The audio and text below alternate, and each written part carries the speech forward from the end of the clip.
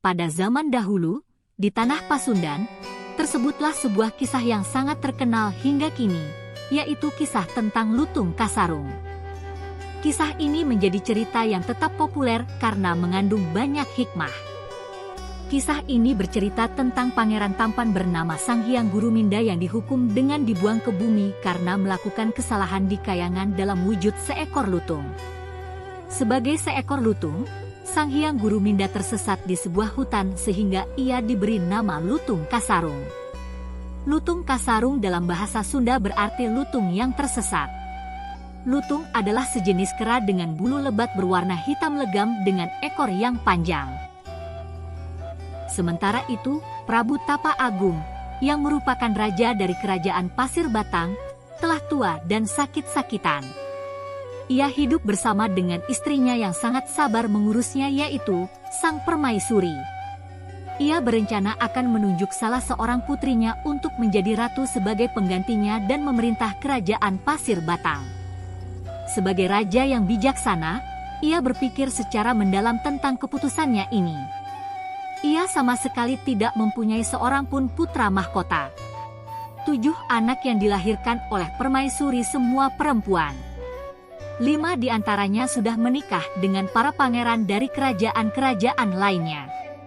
Sementara 2 putri lainnya, yaitu Putri Purbararang dan Putri Purbasari belum menikah, jadi masih tinggal di istana bersama mereka. Setelah mempertimbangkan dengan sebaik-baiknya, akhirnya sampailah ia pada rencana untuk mengangkat Putri Purbasari sebagai penggantinya untuk memerintah kerajaan Pasir Batang. Rencananya itu ia sampaikan kepada seluruh kerabat dekat istana dan para pembesar kerajaan. Semua orang menyetujui rencana Prabu Tapa Agung dan memuji kebijaksanaannya, kecuali Putri Purbararang dan Raden Indrajaya yang merupakan tunangan Putri Purbararang. Putri Purbararang yang merasa sebagai putri sulung, jauh lebih berhak untuk mendapatkan kehormatan sebagai pengganti Prabu Tapa Agung. Selain itu, hidup sebagai ratu bagi Putri Purbararang bermakna harta dan kekuasaan. Demikian juga calon suaminya, Raden Indrajaya yang merupakan putra salah seorang menteri istana. Namun, keputusan Prabu Tapa Agung sudah bulat. Putri Purbasari adalah calon ratu, penggantinya kelak jika ia akan mundur dari tampuk kepemimpinan kerajaan Pasir Batang. Akhirnya, Putri Purbararang yang marah dan kesal dengan keputusan Prabu Tapa Agung, pergi menemui seorang dukun sakti. Ia akan menggagalkan semua rencana penobatan Putri Purbasari sebagai ratu. Nironde nama perempuan tua itu. Ia adalah seorang dukun jahat yang dapat melakukan pekerjaan apapun asal diberi imbalan yang besar. Sihir yang dilakukan oleh Nironde sangat mengerikan. Dalam semalam, Putri Purbasari terkena teluh berupa penyakit kulit yang menjijikkan. Seluruh wajah, tubuh, hingga ujung kakinya melepuh dan bernanah. Penyakit itu menimbulkan aroma busuk. Tidak ada tabib yang dapat mengobati penyakitnya itu. Semua menyerah. Setelah itu, menghadaplah Putri Purbararang kepada Prabu Tapa Agung. Bersama Raden Indrajaya, ia menghasut Prabu Tapa Agung untuk mengasingkan Putri Purbasari ke hutan. Menurut Putri Purbararang dan Raden Indrajaya, tidaklah mungkin Putri Purbasari menggantikan ayahandanya itu menjadi raja. Putri Purbasari, menurut Putri Purbararang memang tidak seharusnya menjadi ratu karena hanya seorang putri bungsu. Justru Putri Purbararang lah yang paling berhak dianugerahi tampuk kekuasaan kerajaan Pasir Batang. Putri Purbararang merasa berhak menjadi ratu karena ia adalah putri sulung. Menurut Putri Purbararang dan Raden Indrajaya, pastilah Putri Purbasari telah terkena kutukan karena menyalahi kebiasaan kerajaan-kerajaan dari zaman dulu, yang paling berhak dinobatkan sebagai raja atau ratu adalah anak sulung, bukan anak bungsu. Berkat kepandaian Putri Purbararang dan Raden Indrajaya berbicara, akhirnya Prabu Tapa Agung dan Permaisuri berhasil dipengaruhi. Putri Purbasari kemudian diasingkan ke hutan. Hati Prabu Tapa Agung dan Permaisuri sangat sedih. Putri Purbasari adalah putri yang paling dikasihinya karena sopan santun, kecerdasan, dan sifat-sifat baiknya, kini harus pergi diasingkan ke hutan yang penuh dengan binatang-binatang buas. Namun, Prabu Tapa Agung harus melakukannya. Bisa saja kata-kata Putri Purbararang benar. Jika Putri Purbasari memang terkena kutukan, maka ia harus dijauhkan dari istana dan kerajaan. Bisa saja penyakit itu sangat menular dan membahayakan seluruh rakyat kerajaan Pasir Batang. Kepada patih kepercayaannya yang bernama Uak Batara Lengser, Prabu Tapa Agung menyerahkan Putri Purbasari untuk diasingkan ke hutan yang berada di luar wilayah kerajaan Pasir Batang. Ia meminta Uak Batara Lengser untuk membuatkan pondok yang kokoh, meskipun sederhana untuk Putri Purbasari. Maka demikianlah, Putri Purbasari ditinggalkan di sebuah hutan yang lebat, jauh dari istana. Di mana seorang yang baik hatinya, dan bagaimanapun rupanya, akan mudah diterima oleh lingkungannya berada. Demikian juga dengan Putri Purbasari. Berada di hutan justru membuatnya dekat dan akrab dengan binatang-binatang. Tidak ada hewan buas yang jahat kepadanya. Justru mereka selalu melindungi Putri Purbasari. Ia tak pernah kelaparan, karena beraneka ragam buah-buahan dan umbi-umbian disediakan oleh binatang-binatang sahabatnya. Salah satu binatang yang paling sering membawakan makanan untuk Putri Purbasari adalah seekor lutung, yang tidak lain adalah Lutung Kasarung, yaitu jelmaan Sang Hyang Guruminda. Lutung yang dapat berbicara itu sangat baik kepadanya.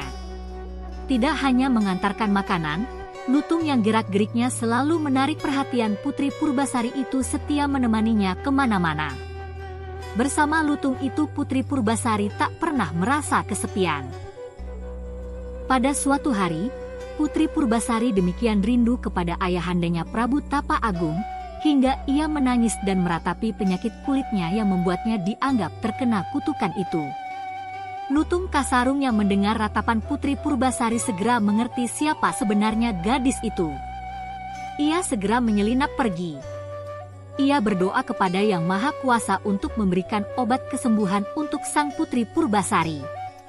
Dengan doa yang dipanjatkan oleh Sang Hyang Guruminda atau Lutung Kasarung ini, maka terciptalah sebuah telaga kecil.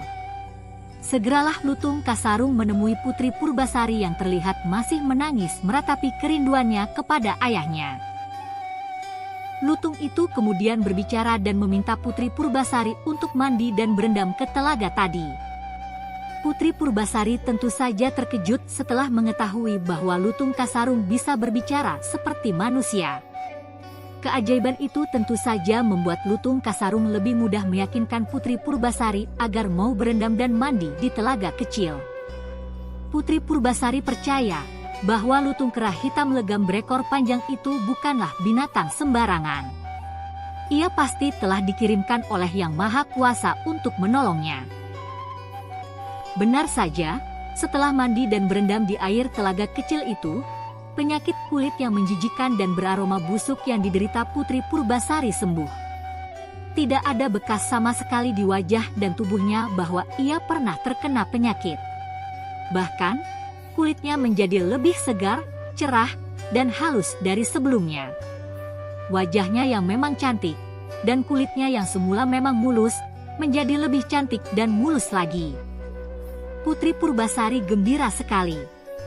Ia sangat berterima kasih kepada Lutung dan Yang Maha Kuasa. Di istana kerajaan Pasir Batang, Prabu Tapa Agung dan Permaisuri yang sangat merindukan Putri Purbasari akhirnya memerintahkan para dayang-dayang untuk menjenguk keadaan Putri Purbasari. Setelah sampai di hutan tempat di mana Putri Purbasari diasingkan, terkejutlah para dayang-dayang melihat keadaan Putri Purbasari yang telah sembuh sama sekali dari penyakit kulit yang menjijikan itu. Ia kemudian meyakinkan Putri Purbasari dan mengajaknya untuk kembali ke istana. Awalnya Putri Purbasari menolaknya, tetapi karena mendengar betapa ayahandanya Prabu Tapa Agung sangat merindukannya, akhirnya ia menerimanya. Putri Purbasari dengan ditemani oleh Lutung Kasarung kembali ke istana kerajaan Pasir Batang bersama para dayang-dayang. Kepulangan Putri Purbasari ke istana disambut dengan sangat gembira oleh Prabu Tapa Agung, tetapi tentu sebaliknya dengan Putri Purbararang dan Raden Indrajaya. Mereka berdua merasa terancam posisinya. Benar saja, Prabu Tapa Agung akan membuat pengumuman bahwa tahta kerajaan akan segera diserahkan kepada Putri Purbasari. Putri Purbararang kemudian mengajukan keberatannya. Ia mengajukan syarat kepada Prabu Tapa Agung. Ia ingin mengadakan perlombaan memasak. Jika Putri Purbasari dapat mengalahkannya dalam perlombaan memasak makanan, maka ia bersedia secara sukarela membiarkan Putri Purbasari menjadi ratu. Namun, jika ia memenangkan perlombaan memasak itu, maka dialah yang berhak menjadi ratu di kerajaan Pasir Batang. Prabu Tapa Agung kemudian menyetujui syarat yang diajukan Putri Purbararang. Maka diadakanlah perlombaan memasak antara Purbararang dan Purbasari. Putri Purbararang dengan dibantu pelayan-pelayannya untuk memasak makanan dengan sangat cepat. Makanan yang dibuat Putri Purbararang tampak sangat lezat. Baunya harum semerbak. Putri Purbasari tentu saja kewalahan. Ia bekerja sendirian.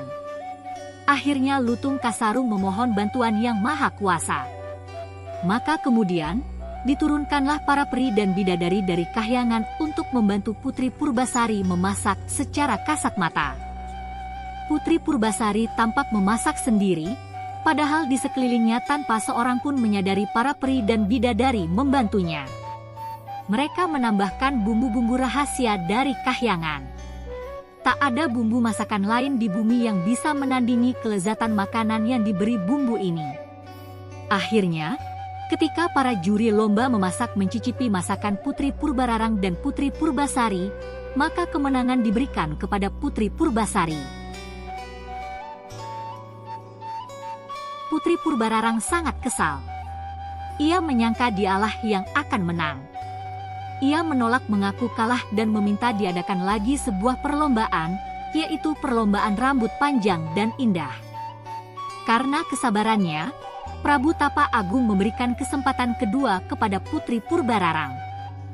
Putri Purbasari tidak merasa takut sedikitpun akan kalah, meskipun ia tahu rambut kakaknya jauh lebih panjang dari rambutnya. Benar saja, ketika Putri Purbararang membuka simpul konde, rambutnya yang hitam legam dan indah terurai hingga mencapai betis. Lutung Kasarung kembali berdoa dan memohon pertolongan Yang Maha Kuasa. Doanya dikabulkan. Sebelum Putri Purbasari melepas simpul konde, para peri dan bidadari dari kayangan menyambung rambut Putri Purbasari yang hanya sampai pinggang. Peri-peri dan bidadari-bidadari itu bekerja sangat cepat dan rapi. Setiap helai rambut Putri Purbasari disambung sehingga ketika rambut itu terurai, panjangnya mencapai tumit. Rambut itu indah sekali. Jauh lebih indah dan hitam dibanding rambut Putri Purbararang. Sekali lagi Putri Purbararang mendapat kekalahan. Tetapi, dasar kata-katanya tidak bisa dipegang. Putri Purbararang kembali melakukan penolakan. Ia semakin gusar. Ia minta perlombaan yang ketiga kepada Prabu Tapa Agung. Kini Prabu Tapa Agung bersikap tegas. Ia akan menyudahi perlombaan ini sampai yang ketiga ini saja. Putri Purbararang berjanji bahwa ini adalah perlombaan yang terakhir. Bahkan ia bersumpah, jika ia kalah maka ia rela dipancung dan tampuk kekuasaan kerajaan Pasir Batang akan menjadi hak sepenuhnya Putri Purbasari. Prabu Tapa Agung menyetujui. Ternyata, Putri Purbararang meminta perlombaan adu ketampanan tunangan. Terkejutlah semua orang yang hadir di istana. Pastilah perlombaan ini akan dimenangkan oleh Putri Purbararang. Raden Indrajaya adalah pemuda paling tampan yang ada di kerajaan Pasir Batang. Tidak ada pemuda manapun yang lebih tampan dari Raden Indrajaya. Putri Purbararang maju sambil menggandeng tangan Raden Indrajaya dengan senyum kemenangan dan kelicikan. Ia merasa sangat yakin bahwa seluruh kerajaan Pasir Batang akan menjadi miliknya. Ia bahkan menghina Putri Purbasari bahwa lutung jelek yang selalu mengikuti Putri Purbasari kemana-mana itu adalah tunangannya. Putri Purbasari tidak tahu harus berbuat apa, hingga Lutung Kasarung berbisik kepadanya untuk segera menggandengnya dan maju ke dekat Putri Purbararang dan Raden Indrajaya. Putri Purbasari kemudian dengan yakin menggandeng Lutung Kasarung dan maju ke depan mendekati Putri Purbararang dan Raden Indrajaya. Semua hadirin yang ada di istana terhenyak. Putri Purbasari mempunyai tunangan seekor lutung yang jelek. Tetapi keadaan itu hanya berlangsung sekejap. Ketika Lutung Kasarung berdiri bersebelahan dengan Raden Indrajaya, berubahlah ia menjadi sosoknya yang sebenarnya. Kini Sang Hyang Guru Minda itu telah terbebas dari hukuman. Wujudnya sebagai Lutung Kasarung telah diambil, kini ia menjadi Sang Hyang Guru Minda yang sebenarnya. Dia adalah makhluk kayangan yang sangat tampan. Ketampanan Raden Indrajaya redup saat Sang Hyang Guru Minda berdiri di sebelahnya. Semua hadirin bertepuk tangan. Putri Purbararang dan Raden Indrajaya kaget sekali. Keadaan berubah 180 derajat. Hukum pancung menanti mereka. Akan tetapi, karena kebaikan hati Putri Purbasari, hukuman pancung tidak dilakukan. Ia memaafkan kakaknya itu dengan ikhlas. Prabu Tapa Agung sangat bahagia. Tidak salah jika ia nantinya menyerahkan tampuk pemerintahan kepada Putri Purbasari. Akhirnya Purbasari dan Sang Hyang Guru Minda hidup bahagia selamanya di kerajaan Pasir Batang.